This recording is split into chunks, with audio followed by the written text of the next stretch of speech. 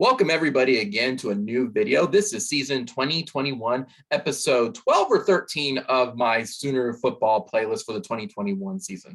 My opinions are my own and they do not reflect my current workplace. The idea I had about this, first off, let me back up. If you didn't hear the news, the Big 12 accepted the invitation for UCF, Cincinnati, Houston, and BYU yesterday afternoon. The idea I initially had with these type of videos to keep them separate from the OU pre-games, the post-games, and the live streams was to have like a dashboard clip record me while I drove to work. So they would be like 10 to 15-minute videos, and as well as keeping me kind of like doing separate things, not just with my notes in front of me. Now, that being said, because this news happened on a Friday afternoon, instead, I'm going to do for you guys a normal video setup while I'm still waiting on my dashboard clip. So let's get things out of the way. Congratulations to BYU, Cincinnati, Houston, and UCF for officially joining the Big 12. I will be the first one to admit that I was wrong. I thought the Big 12 was not going to expand. I did not think that the invitations were actually going to be handed out to these schools at this point. That all being said, I was wrong. They went ahead and did this. And now, as of probably most likely 2023, which again, we'll get to at the later part of the video, these schools will officially be part of the Big 12 schedule. Now, that's the good news with it. Me personally, I don't necessarily think this was something that the Big 12 wanted to do. I think they did it out of necessity because they realized that many of these teams were going to be demoted or they were not going to be relegated as a Power 5 conference anymore. At the overall kind of thought of it, it shows that the Big 12 can absolutely drag its feet on stuff, but also like immediately make stuff a priority. It reminds me of like how conferences say, oh, we can playing games out 10 to 15 years because we can't do it in the moment. Yet the pandemic kind of proved last year that is not the case at all. I also think it showed that they were very reliant on OU and Texas promoting the conference and riding their coattails pretty hard, which gives even more credibility to OU and Texas leaving the conference and going to the SEC at this point. Again, I just feel like that I'm frustrated that we could have had what could have been at this point. We could have had potentially a 14-team conference. We could have had a very solid conference. If OU Texas was still here, we could have had potentially the divisions again. We could have potentially had a stronger brand, but that's neither here or there at this point with it. And this is where we're at right now. I think it's also too something to note that the Big 12 realized that the other conferences were not going to expand. The Pac-12 and the Big 10 denied any potential invites from any of the irate 8 or the hateful 8 at that point. And to me, that signals that football is the single most important sport, and the rest of the sports are just icings on the cake. They're things that bring in the extra revenue, but you have to focus on football and see what football can do for the rest of the programs at this point. And I'll be honest too, earlier in like the last couple of weeks with it, because I think I saw it's been like almost 55 days-ish since OU and Texas first announced that they were moving to the SEC. I'll be honest, I was waiting on the news that Kansas was going to go to the Big 10 and West Virginia were going to the ACC, thus collapsing the conference at that point. That does not seem to be the case at this point, and it seems like they're going to forge forward with this 12-team, I guess, new Big 12 type of conference at this point without OU and Texas at that point.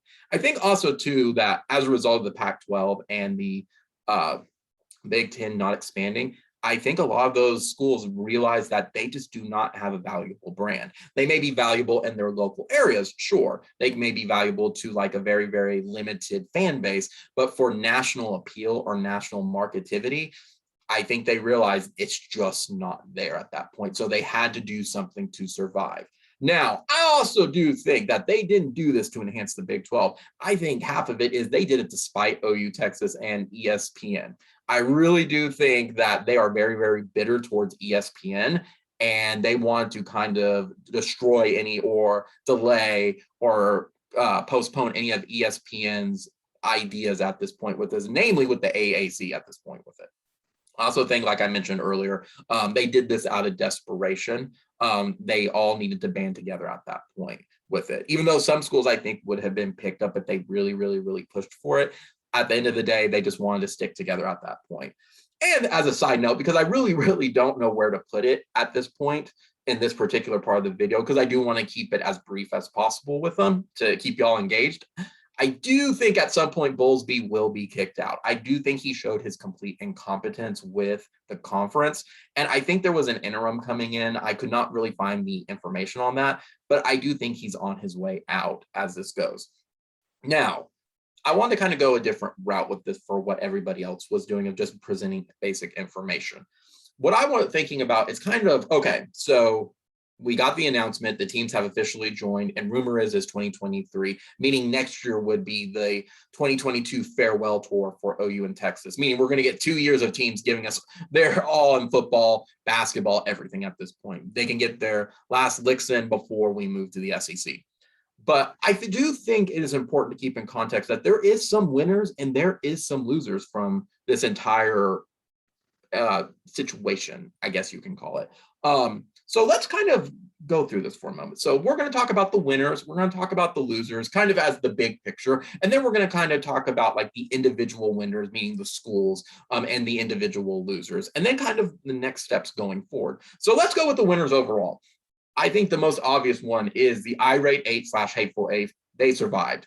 The conference did not dissolve. Neither teams were, no, not many teams would have been accepted in the conferences again. No team was demoted. The status quo remains. And again, that's the next point. You picked up BYU, Cincinnati, Houston, and UCF, which would be the next winners of, hey, they finally were able to join a conference at this point. And, you know, UCF has been wanting to be part of a Power 5 conference for a while with it. And so is Houston. I think Cincinnati, they want to, but they've been bouncing around as well with it. So kudos to them. They are now part of a Power 5 conference. I also think, too, this really does solidify that the Big 12 is the strongest basketball conference at this point. I don't think they had anything otherwise from it that would say that they weren't, but this does really solidify it. I also do think, too, as the conference, you do win at recruiting a little bit because now you do have, separate from OU in Texas, you do have the Florida market now where you're traveling there to play UCF, which in a sense, even though you're playing second fiddle to Florida and Florida State, you still have those eyes at the UCF Orlando market area, which is a big market. I also do think it's going to open up the Ohio recruiting grounds for the rest of the Big 10 or the Big 12 at this point.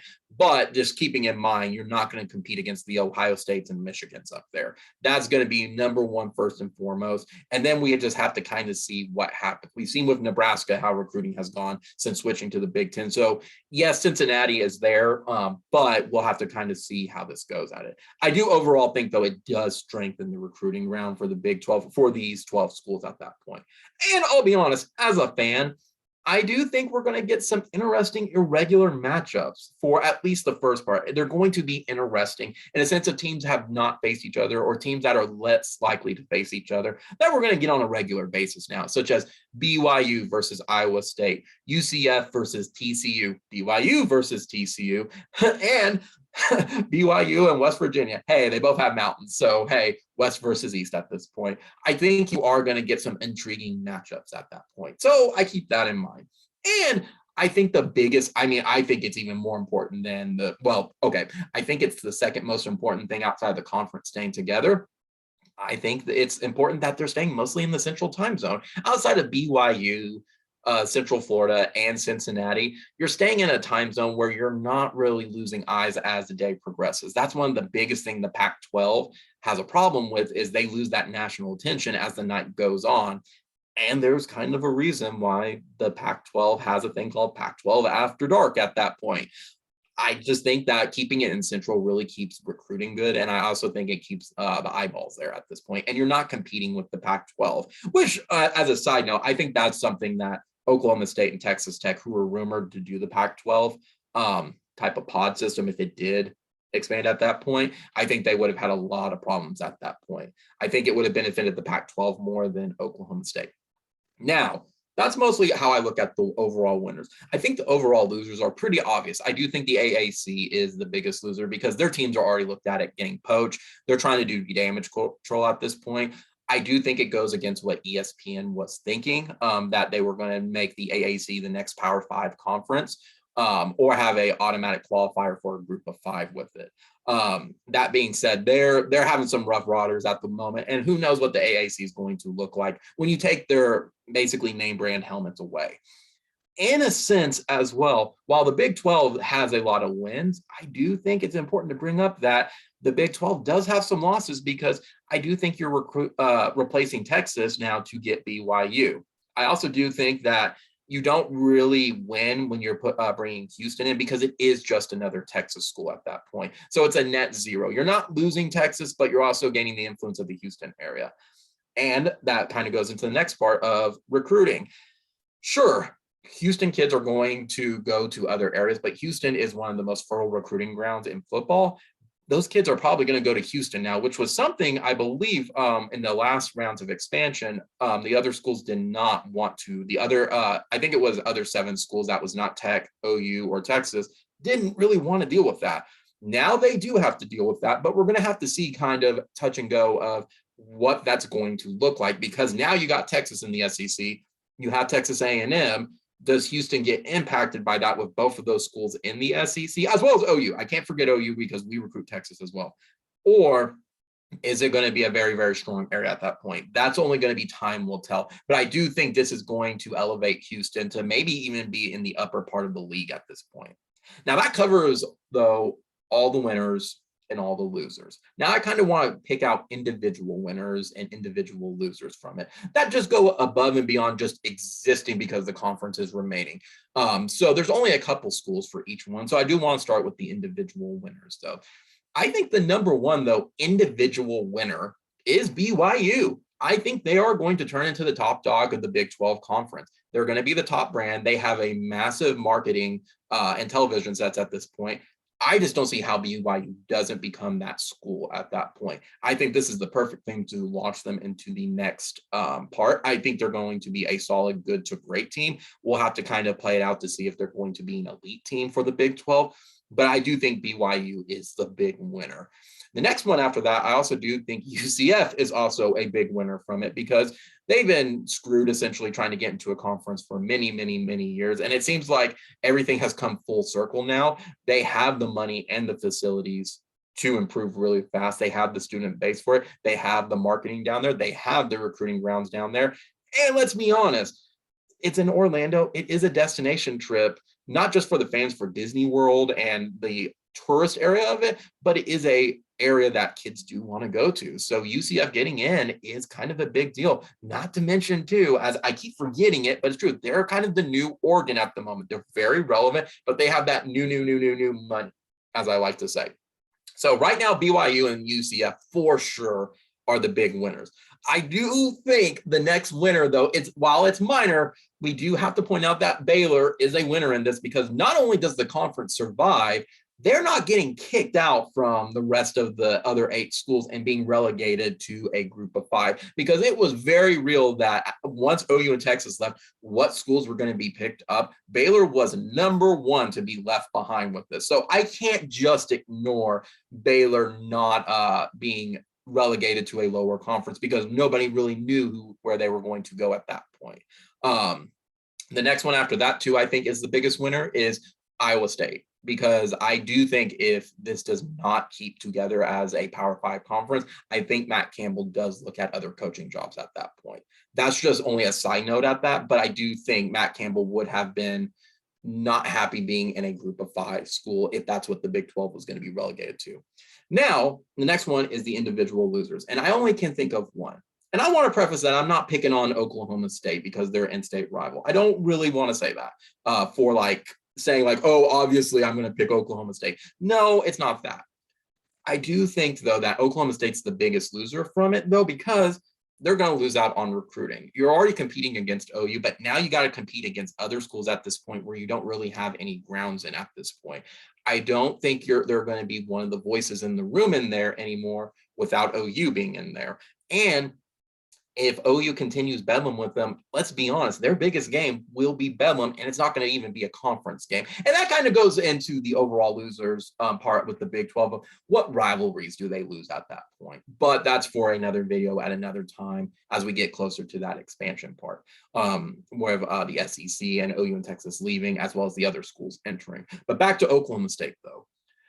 I do think that they're going to be a middle of the road type of team with that. I do think they're going to be taken down a few notches because they're going to be competing against Houston, BYU, and Cincinnati. You could say it's the status quo. You could say that, well, that's what they are right now. I just don't think those opportunities were there. And I think more of those opportunities are gone when OU leaves with it. Now, the flip side is without OU being there, sure, you can compete for the Big 12 title, but that's everybody at that point. So again, I'm not picking on Oklahoma State. That's not the intention of that, but I just don't see any reason how they improved in their stature for it. There's just no evidence of it. So again, I'm not picking on Oklahoma State because it's Oklahoma State. I'm not picking on them because of in-conference rivalry or in-state rivalry or anything like that. I'm just stating the obvious for it. The other one too, though, is this is kind of an uncertainty with it. And it brings a very, very interesting idea, is Houston.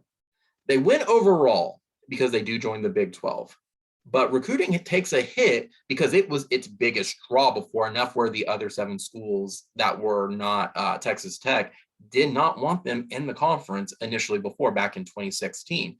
So you do have to wonder how much of a hit recruiting takes with OU and Texas moving to the SEC and joining Texas A&M and recruiting in Texas at that point. Again, that's a time will tell type of thing. The other part too is the uncertainty, and you have to feel bad for him. I do think Dana Holgorsen did not want to be back in the Big 12 again after he left West Virginia. And hey, look who's back, Dana Holgorsen in the Big 12. He may like it without OU and Texas being there, but I do think he was trying to leave for a reason at that point. For the rest of the schools, though, it's kind of moot. If K-State, Texas Tech, TCU, West Virginia, even Cincinnati and Kansas, there's not really too much change at that point. I think you gained some notoriety with Kansas, with Cincinnati being like a helmet school at that point. I also do think Kansas basketball is still going to be the same. For the rest of them, who knows? I think it's going to be time will tell and see what it does at this point. And we're not probably going to know that for at least 2 years at the minimum, if not even longer than that with it. So the last part I wanted to kind of get into at that point is kind of the impact on the Big 12. Not only taking away from the winners and the losers, the positives and the negatives, and just kind of the backstory to now, the present to now. What's this going to be for the Big 12, though? I mean, we've already stated that stability is a very important thing, and that most likely they're going to be a number 3 or a number 4 conference. I think they're going to be behind the SEC, and they're going to be behind the Big 10. I think right now, and it's a controversial thing to say, I think it's kind of true to say that they are better right now with these core 12 schools, not including OU and Texas for it. They are better than the Pac-12 right now because USC has been down. I think that changes when USC gets better again. But right now, I really do believe that's kind of the case at that point. You can make a case for Oregon as well, but people want to see USC good. Which kind of goes into my next point, though, is you're almost a hybrid of the ACC and the Pac-12. Concerning the ACC part, you don't have a blue blood. That means there's really not exciting games that people get revved up about. Mostly nobody cares outside of their fan base at that point. Sure, the ACC has Notre Dame, kind of, sort of, but they're not officially a member. They're kind of in that same boat, and we've kind of seen the impact of what it has when you don't have a blue blood in the conference to keep national attention on the conference at that point. The flip side of it as well is you're almost a combination of the Pac-12 of, despite being number 3 or maybe number 4, the quality of play is going to vary between the Pac-12 and the group of 5, where you're playing like the Pac-12 after dark schedule, or you're also playing almost the MAC, the WAC, the AAC stuff. But where is the quality of games that people want to see at this point? They're exciting games, sure, but they're games nobody cares about. That's the problem. I also think, too, now that you kind of have an idea of what 12 schools there are, because I really don't think they're going to expand again. I really don't. I know there's some rumors about Memphis and Boise State. I think they're done. I think they're going to be happy at 12, and it is what it is at that point, which you could say, going backwards for a moment, sure, a loser was Memphis and Boise State because they were really wanting in a conference as well, and then it looks like they're being left out. Now, focusing back on the conference, though, I do think there is a power struggle that's going to happen. OU and Texas led the conference, but with them going, it reminds me of like almost when you're watching TV shows about when the major big bad evil guy is defeated, there's a power vacuum. I think we're kind of at that point, and I really do believe if who's going to be the ones to step up, I think it's going to be BYU, UCF, and Houston. I think they're going to be the ones with the largest voices in the conference. Not to mention Kansas with basketball, but we've already seen that the other conferences just did not put basketball as a priority. Otherwise, I think Kansas would have gotten an invite immediately.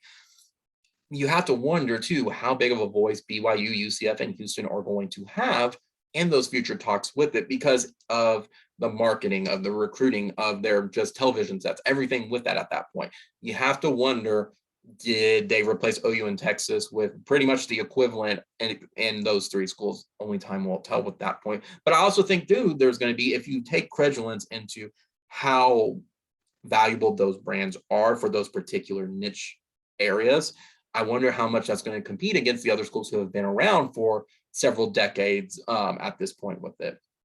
Now, I will say, going forward too, I do think this only lasts 10 years. Though I've already been proven wrong at the earlier of this video that I didn't think it was going to happen at all.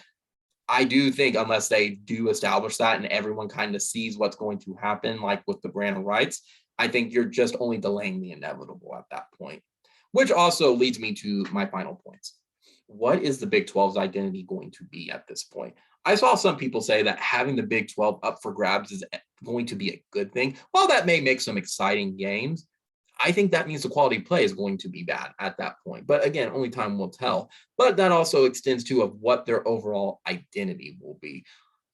Are they going to be a Power Five at the end of the day when OU and Texas leave for the SEC? Are they just going to be in between the Power Five and the Group of Five at this point? Like, I think that's yet to be seen. I think that some of these schools were joining thinking that it was going to be a Power Five conference still, and there's no real telling what's going to happen with these schools at this point. No, or with the conference at this point, if it's going to remain that is to be seen. Because at the end of the day, despite them being very bitter towards ESPN and thinking they're the puppet masters behind everything, they still got to do business with ESPN because ESPN still has the best market for them and the best way to televise their games. Whether they like that or not, they're stuck with ESPN just like everybody else is. So that's just kind of my thoughts on like UCF, BYU, Cincinnati, and Houston joining the Big 12. Again, huge congratulations to those schools with it, because that is a very notable thing, regardless of the worries of it, regardless of winners and losers. That's still a big thing, and it just shows that college football is just changing so rapidly. It's hard to think that, like I said earlier, between like 50 and 55 days ago, it was announced, and how fast this went versus the last time where it went very, very, very slow, it felt like. It's weird, and it makes me excited as a fan to see what's going to happen in the next several years, several decades. What is college football going to look like, as well as like what's the conferences going to look like? Are we moving to the super conferences for it, and we're going to have 5 instead of 4? What is their destiny? Who is going to take control of the Big 12?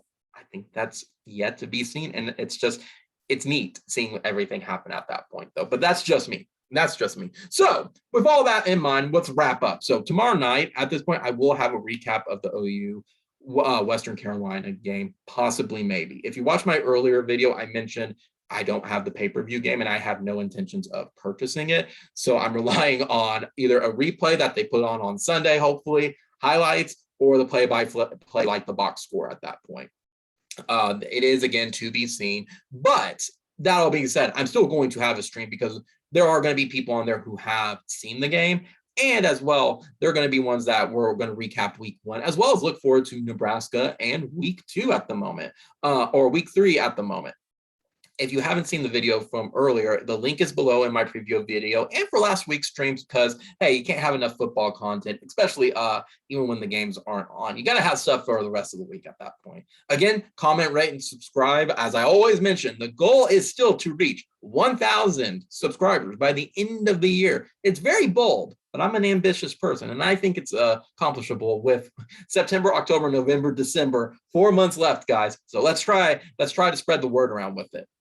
I do still, again, like I did in my last video, I still want to thank people for watching my channel, because again, we just reached 100 views on one of the YouTube videos with it, meaning that's my first video to reach triple digit views. So again, I want to thank everyone for tuning in for that. I hope you like my assessments. I hope you like watching what I have, and not just like I cheer for OU, but I do try to give my best as a very neutral person of like what the field is at that point with it.